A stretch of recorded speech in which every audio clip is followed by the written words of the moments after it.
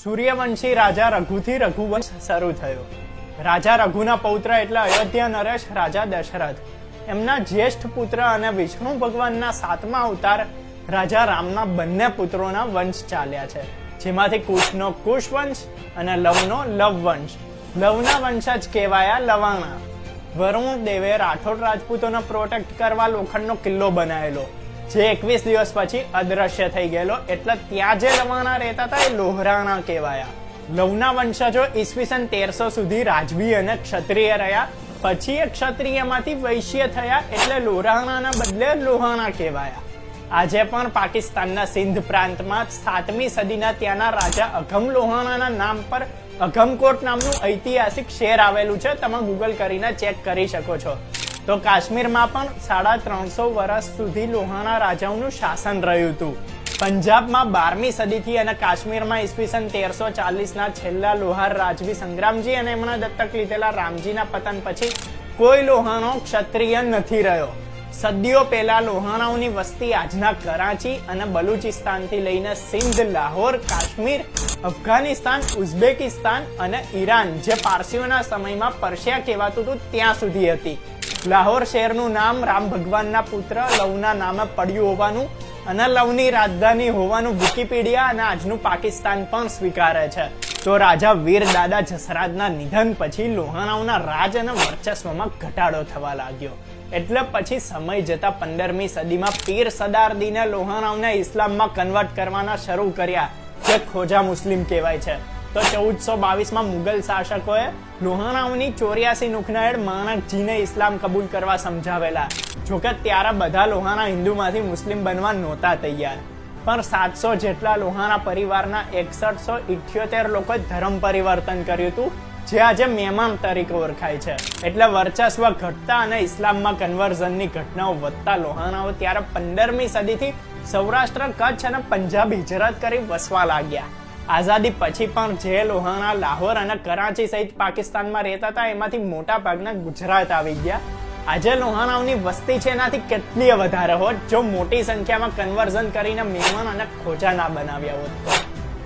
ગુજરાત આવીને પંથક પ્રમાણે લોહાણાઓના પ્રકાર પડી ગયા છે. એ જોઈએ તો હાલાઈ, ઘોઘારી, કચ્છી, મહીરેવા, વાગડ, પારકર, ગુજરાતી, 10 કોશી દેશી, ઉત્તર ગુજરાત દેશી, ઝાલાવાડી, વઢિયાર, મારવાડી અને સાતગામ લોહાણા. દરેકના રીતિ રિવાજો અલગ અલગ છે. એમાં મહીરેવા લોહાણાઓ જ્યારે મહી અને રેવા નદી વચ્ચે જઈને વસ્યા હતા, ત્યાર પછીની એમની પેઢી એમની નૂખ ભૂલી ગયેલી. એટલે વડોદરા, આણંદ સાઈડના લોહાણાઓમાં ટક્કર અટક જ જોવા મળે છે. આ સિવાય સિંધીઓમાં પણ લોહાણાઓની સંખ્યા ખૂબ જ મોટી છે. લોહાણા સમાજમાંથી અનેક વિશ્વવિખ્યાત સંતો થઈ ગયા. દરેક જ્ઞાતિ અને સમાજ અને વર્ગમાં પૂજ્ય એવા સંત જલારામ બાપા. લોહાણા જ્ઞાતિના આદ્ય પુરુષ એવા ઝૂલેલાલ એટલે કે દરિયાલાલ દેવ. તો શીખ ધર્મના સ્થાપક ગુરુ નાનકના પિતા પણ લોહાણા હતા, જેમનું નામ કારીદાસ ચંદારાણા હતું. બાદમાં એમના પરિવારનું નામ બેદી રાખ્યું હતું. તો સ્વામિનારાયણ સંપ્રદાયના યોગીજી મહારાજ, ભિક્ષુ અખંડાનંદ, મહર્ષિ પ્રિયનાથ, અમદાવાદના લાલ બાપુ અને હરિરામ બાપા. તો એક ઇતિહાસકારે જીનેટિક સ્ટડી બતાવીને કહ્યું હતું કે સિંધી અને ગુજરાતના લોહાણા પંજાબના ખત્રી અરોડા જાતિ સાથે કનેક્ટેડ છે. અને હકીકતમાં જોઈએ તો કક્કર, મજીઠિયા, સચદેવ, કોટેચા, સોઢા, રાયજાદા જેવી ઘણી અટકો લોહાણા અને પંજાબી ખત્રી વચ્ચે કોમન છે, કારણ કે બંનેના મૂળિયા તો એક જ છે. ગુજરાતમાં મોટા શહેરો સિવાય પોરબંદર, અમરેલી, સાવરકુંડલા, વેરાવર, ભુજ, રાધનપુર, પાટણ, હારીજ, ડીસા, ભાભર અને રાપર મોટી સંખ્યામાં રઘુવંશીઓની વસ્તી અને વર્ચસ્વ ધરાવતા સેન્ટરો છે. ત્યાં લોકલ નગરપાલિકા, યાર્ડ, બેંકોમાં ડિરેક્ટર્સથી લઈને પ્રમુખ સુધી લોહાણા જોવા મળી જશે. તો આ સાથે પાછા લોહાણા સમાજના લોકો મોટી સંખ્યામાં ઈસ્ટ આફ્રિકામાં જઈને સેટલ થયા છે. એનો શું ઇતિહાસ છે?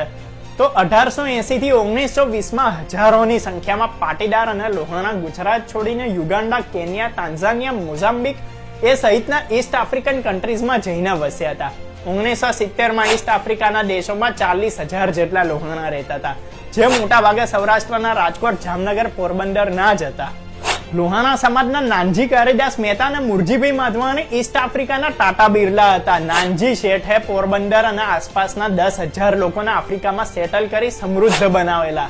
તો મુરજીભાઈ માધવાણીના દીકરાએ જે તે સમયે બોલિવૂડ એક્ટ્રેસ મુમતાઝ જોડે લગ્ન કર્યા હતા.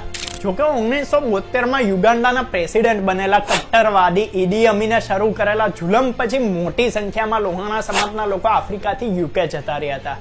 1979માં ઈડી અમીનના સામ્રાજ્યનો અંત થયો. પછી યુગાન્ડા સરકારને લાગ્યું કે આ અમારો દેશ લોહાણા સમાજના લોકો વગર નહીં ચાલે, એટલે એમને ત્યાંથી પાછા બોલાવી લીધેલા. નાનજી શેઠને તો ખાલી લોહાણા સમાજ જ નહીં પણ ગુજરાતનું ગૌરવ કહી શકાય. એમને ગુજરાતના ભામાશા કહેવાય છે. જોકે કમનસીબીની વાત એ છે કે આપણે ક્યારે એમને યાદ જ નથી કરતા. એમના વિશે ઘણા લોકોને ખબર નથી. તો ચાલો જાણીએ કોણ છે નાનજી શેઠ. મૂળ જામનગર પાસે સલાહ અને નાનજી કારીદાસ મહેતાએ નાની ઉંમરે જ યુગાન્ડા જઈને ત્યાં એક દુકાને નામું લખવાની નોકરીથી શરૂઆત કરી અને જોત જોતામાં યુગાન્ડામાં કેટલાય મોટા ધંધા સ્થાપિત દબદબો જમાઈ દીધો.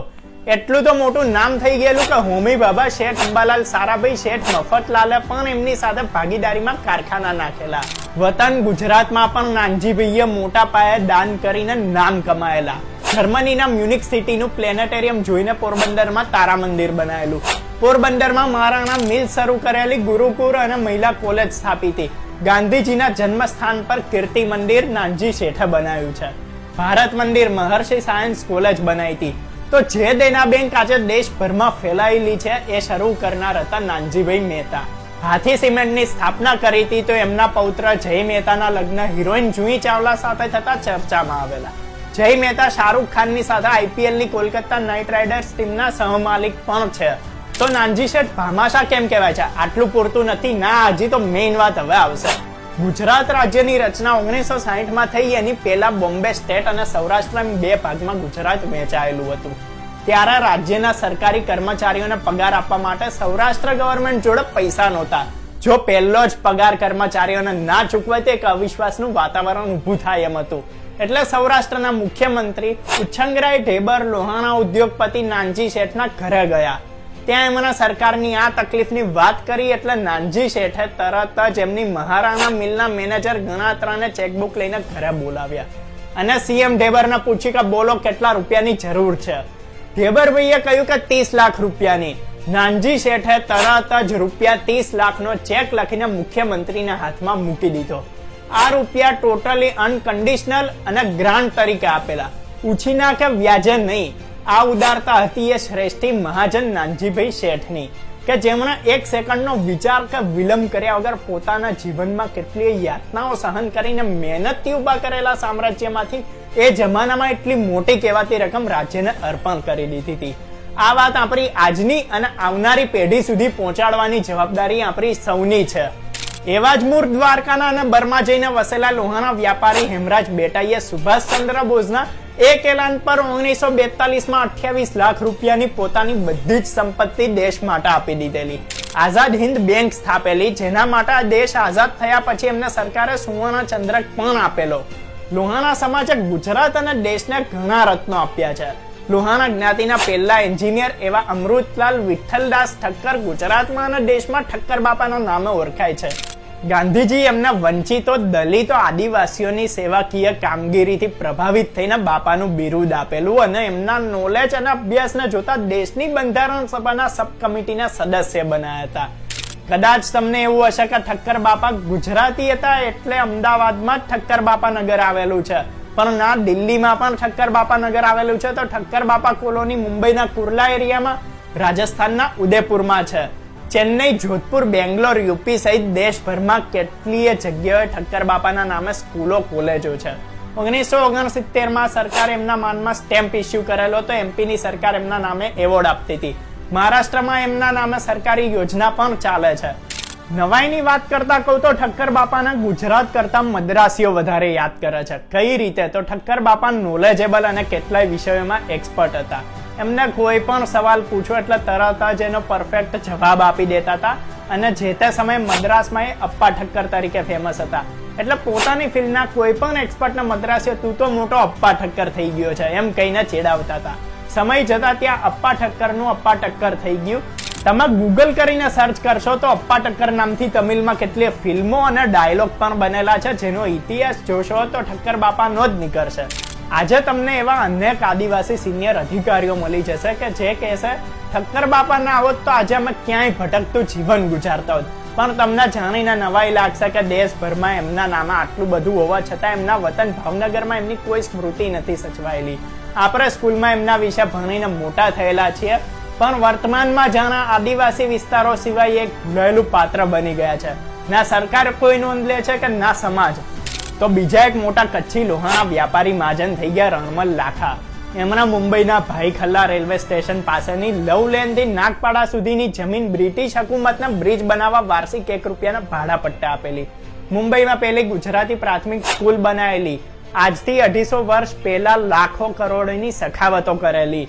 તો લોહાણા શ્રેષ્ઠી વિરજી શેઠે કેટલાય છાત્રાલયો, ધર્મશાળા અને અન્ન ક્ષેત્ર ખોલ્યા હતા. છગન બાપાએ હરિદ્વારમાં ગુજરાતી સમાજ ભવન બનાવડાવ્યું હતું. આ સિવાય દેશમાં 41 જેટલા લોહાણા વિદ્યાર્થી ભવનો અને છાત્રાલયો આવેલા છે. લોહાણા સમાજના એજ્યુકેશનના ક્ષેત્રે યોગદાનને જોઈએ તો મુંબઈ અને બેંગ્લોરમાં famous KJ Somaiya college and university, Vile પાર્લેની નરસિંહ મોનજી કોલેજ, માટુંગાની રૂપારેલ કોલેજ, ગીરગાંવની ચંદારામજી સ્કૂલ, અમદાવાદની પીટી ઠક્કર કોલેજ, રાજકોટના દાનવીર જયંતિભાઈએ બનાવેલી કુંડલિયા કોલેજ સહિતની એજ્યુકેશનલ ઇન્સ્ટિટ્યૂટ્સ લોહાણા સમાજના દાનવીર અને વેપારીઓએ બનાવેલી છે. તો લોહાણાઓએ સદીઓથી બ્રાહ્મણો અને ગાયોની રક્ષામાં બલિદાન આપ્યા છે. ત્યારે એ જ પરંપરાને આગળ વધારતા ભાભરની જલારામ ગૌશાળા ગુજરાતની સૌથી મોટી ગૌશાળા છે. દેશની ફેમસ કોટક મહિન્દ્રા બેંકના માલિક ઉદય કોટક ધીરુભાઈ અંબાણી અને મુકેશ અંબાણીની નજીકના સૌથી વિશ્વાસુ અને રિલાયન્સના group president Parimal Nathwani, ex finance secretary Hasmukh Adhia, ISKCON builder ગ્રુપના ઓનર અને લોહાણા મહાપરિષદના પૂર્વ પ્રમુખ પ્રવીણ કોટક, પુજારા ટેલિકોમના માલિક યોગેશ પુજારા, જામનગરના જાણીતા ઉદ્યોગપતિ અને રાજકીય સામાજિક અગ્રણી જીતુલાલ. તો સાયકલ પર ફેરી કરીને ચાની ભૂકી વેચવાથી ગુજરાતભરમાં ફેમસ બનેલા રાજાણી ગ્રુપ જલારામ લોક પોતાની દુકાનમાં અમદાવાદનું સૌથી પહેલું જલારામ મંદિર બનાવનાર ખમાસા જલારામ મંદિર લોહાણા મહાજન વાડી બની એમાં ખુલ્લા મને સમાજ માટે દાન કરનાર રૂગનાથ બાવચંદ તન્ના, પ્રખર વક્તા પારસ પાંધી, એક સમયે જેમની જોડે સેંકડો કરોડની રોકડ રહેતી હતી, જેમની જોડેથી ફિલ્મ સ્ટાર્સ, રાજનેતાઓ પૈસા વ્યાજે લઈ જતા એવા ટંકશાર કહેવાતા એલટી શ્રોફ કે જે આજે સ્વામી લલિતાનંદ બની ગયા છે. ઉપરાંત મુંબઈના અનેક મોટા બિલ્ડરો તેમજ અનેક મોટા ઉદ્યોગપતિઓ લોહાણા સમાજથી આવે છે. પોરબંદરનો રાણો, પાણો અને ભાણો વખણાય છે. એમાં ભાણો એટલે વિદેશોમાં જેમનું ટોપ ક્વોલિટી ઘી એક્સપોર્ટ થાય છે એવા ભાણજી લવજી ઘી વાળા પણ રઘુવંશી સમાજનું ગૌરવ છે. વર્ષો પહેલા રાજકારણમાં પણ રઘુવંશીઓનો દબદબો રહેતો હતો. એની સામે અત્યારે લોહાણા સમાજના એકમાત્ર જીતુભાઈ સોમાણી ધારાસભ્ય છે. અગાઉ ગુજરાત વિધાનસભાના સ્પીકર પદ પર લોહાણા સમાજના શશિકાંત લાખાણી, નીમાબેન આચાર્ય, હિંમતભાઈ મુલાણી રહી ચૂક્યા છે. તે એક સમયે સાવરકુંડલા અમરેલી પંથકમાં જોરદાર રાજકીય વર્ચસ્વ ધરાવનારા નવીનચંદ્ર રવાણી ધારાસભ્ય, મંત્રી અને સાંસદ રહી ચૂક્યા છે. ખોડીદાસ ઠક્કર, વસંતજી ઠકરાર, પીડી કક્કડ, પ્રેમજી ભવનજી ઠક્કર સહિત કેટલાય ધારાસભ્ય રહી ચૂક્યા છે. તો ઉષાબેન ઠક્કર કચ્છ અને જયાબેન ઠક્કર વડોદરા લોકસભાના સતત 3 ટર્મના સાંસદ પણ રહી ચૂક્યા છે. તો નવીનચંદ્ર રવાણીના પુત્ર યોગેશ રવાણી ગુજરાત હાઈકોર્ટના ટોચના અને મોટા હાઈ પ્રોફાઇલ કેસોના અનુભવી વકીલ છે. રાજકારણમાં પણ એક્ટિવ છે. તો શશિકાંત લાખાણીના પુત્ર યોગેશ લાખાણી પણ જાણીતા વકીલ છે. હાઈકોર્ટના વકીલ એસોસિએશનના પ્રમુખ પણ રહી ચૂક્યા છે. તો બીજા પુત્ર ભાવેશ લાખાણી ચેમ્બર ઓફ કોમર્સમાં સક્રિય છે અને વેપારી સેલના આગેવાન છે. મૂળ ઉત્તર ગુજરાત અને હાલ અમદાવાદના ભાર્ગવ ઠક્કર ચેમ્બર ઓફ કોમર્સના વાઇસ પ્રેસિડેન્ટ રહી ચૂક્યા છે અને પોલિટિકલી એક્ટિવ છે. રાજકોટના ગોપાલ અનડકટ, અતુલ રાજાણી, કમલેશ મીરાણી, જુનાગઢના ગોલ્ડમેન ગિરીશ કોટેચા પણ પોલિટિકલી અને પબ્લિકલી એક્ટિવ છે. ડોલરભાઈ કોટેચા ખેતી બેંકના ચેરમેન અને રાજકીય અગ્રણી છે. દેશના સૌથી મોટા દાનવીર અને વિપ્રોના માલિક અઝીમ પ્રેમજી લોહાણામાંથી ઇસ્લામમાં કન્વર્ટ થયેલા ખોજા સમુદાયના છે. દેશના ભાગલા માટે જવાબદાર અને પાકિસ્તાનના રાષ્ટ્રપિતા અને કાયદે આઝમ કહેવાતા મોહમ્મદ અલી ઝીણાના પિતાનું નામ ઝીણાભાઈ પુંજાભાઈ ઠક્કર હતું. માછલી વેચવાનો ધંધો કરતા મોટી પાનેલી ગામના પુંજા ઠક્કરને હિન્દુ ધર્મના આગેવાનોએ નાત બાર કરી દીધેલા. જોકે પછી પુંજા ઠક્કરે પોતાના હિન્દુ ધર્મમાં પરત લેવાની વિનંતી કરી, પણ આચાર્ય મહારાજે ચોખ્ખી ના પાડી દીધી અને પછીની પેટી ઝનુની બનતા ઠક્કર અટક ત્યજીને દાદાના નામ પરથી ઝીણા અટક જ સ્વીકારી લીધી. તો લોહાણા સમાજના હજુ કેટલાક રત્નો વિશે જાણીએ તો ફેમસ મેગેઝિન ચિત્રલેખાના સ્થાપક વજુ કોટક, રાજકોટના અકિલાના તંત્રી કિરીટ ગણાત્રા, ગુજરાતી મીડિયા જગતમાં ટોચની ચેનલોના હેડ રહી ચૂકેલા મીડિયા કર્મચારી જગતમાં ફેવરેટ એવા દીપક રાજાણી, યુવાન ઉંમરે જ ગુજરાતી મીડિયા જગતમાં દીક્ષિત ઠકરાર તેજ તરાર રિપોર્ટર તરીકે ટોચનું નામ છે. તો કૃષ્ણકાંત ઉનાળકર, અજીત પોપટ જેવા લેખકો, નરોત્તમ પલાણ ગુજરાતના પ્રખ્યાત સાહિત્યકાર અને ઇતિહાસવિદ છે. કોઈ પણ શહેર કે ગામના ફેમસ જલારામ ખમણના માલિક બાય ડિફોલ્ટ રઘુવંશી જ હશે. તો જસવંતીબેન પોપટે શરૂ કરેલા લિજ્જત પાપડ આજે ઇન્ડિયામાં નંબર 1 છે. અમદાવાદના વર્ષોથી ફેમસ દાસ ખમણ, લિજ્જત ખમણ, ગિરીશ કોલ્ડ્રિંક, માણક ચોકના ગાંઠિયાવાળા સત્યનારાયણ મુખવાસ, મામા મુખવાસ વાળા તો અમદાવાદનું આઇકોન કહેવાતી પતંગ હોટલના માલિક નીલકંઠ ગ્રુપના ઉમંગ ઠક્કર છે. અમદાવાદના કારુપુર ટંકશારના હોલસેલ ઇમિટેશન જ્વેલરી માર્કેટ અને જમાલપુરના લાટી બજારમાં ઉત્તર ગુજરાત, ડીસા, બાબર, રાધનપુર, પાટણના રઘુવંશીઓની જબરદસ્ત મોનોપોલી છે. તો મુંબઈના મસ્જિદ બંદર પર સૂકા મેવાના વેપારીઓમાં કચ્છી લોહાણાઓની સંખ્યા મોટી છે. રઘુવંશી યુવક યુવતીઓના બાયોડેટાના ગ્રુપ ચલાવતા કિરીટભાઈ કેસરિયાની સેવા પણ બિરદાવવા લાયક છે. તો હાલના સમયના રઘુવંશી સમાજના ચેતેશ્વર પુજારા અને જયદેવ ઉનડકટ ઇન્ટરનેશનલ ફોર્મેટની મેચમાં રમી ચૂકેલા જાણીતા ક્રિકેટર છે. ક્રિકેટની વાત નીકળી છે તો જૂની પેઢીનો એક મોટો વર્ગ જેમાં ફસાયેલો રહેતો એ સટ્ટા, જુગાર, આંકડા જેવી પ્રવૃત્તિથી હવે નવી પેઢી દૂર રહેવા લાગી છે. પરંપરાગત કરિયાણાના કે ફરસાણના વેપારના બદલે આઈટી અને ફાઇનાન્સ સેક્ટરમાં નોકરી તરફ પણ આજની પેઢી વળી છે અને દેશ દુનિયામાં નામના કમાઈ રહી છે. મૂળ સૌથી જૂના ક્ષત્રિયમાંથી એક એવા રઘુવંશી છે. એટલે લોહાણાઓને ઉશ્કેરવા બહુ અઘરા નથી હોતા. સ્વભાવ ઉગ્ર અને લોહીથી ગરમ હોય છે આ જાતિના લોકો. પણ જો તમે એમની જોડે પ્રેમથી વર્તન કરો, કોઈ એમના 10 આપે તો એ સામે 100 આપશે.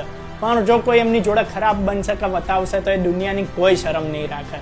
લોહાણા સમાજના બાહોશ નરબંકાઓ પોતાના સમાજ માટે, દેશ માટે, ધર્મ માટે, 18 વર્ણના લોકો માટે કેટલાય મોટા કામ અને નામ કરીને ગયા છે. રઘુવંશનો જે સમૃદ્ધ, ઐતિહાસિક અને પ્રગતિશીલ વારસો છે, બધા કરતા કંઈક અલગ અને ખાસ અને દાન ધર્મમાં આગળ પડતા લોહાણા સમાજની આ મહાનતા અને ઇતિહાસ વિશે તમને અને તમારી આવનારી પેઢીને જરૂરથી ખબર હોવી જોઈએ. દરેક રઘુવંશીમાં જરૂરથી શેર કરો. અર્બન ગુજરાતી યુટ્યુબ ચેનલને સબસ્ક્રાઇબ કરો. ફેસબુક પેજને ફોલો કરો. આભાર.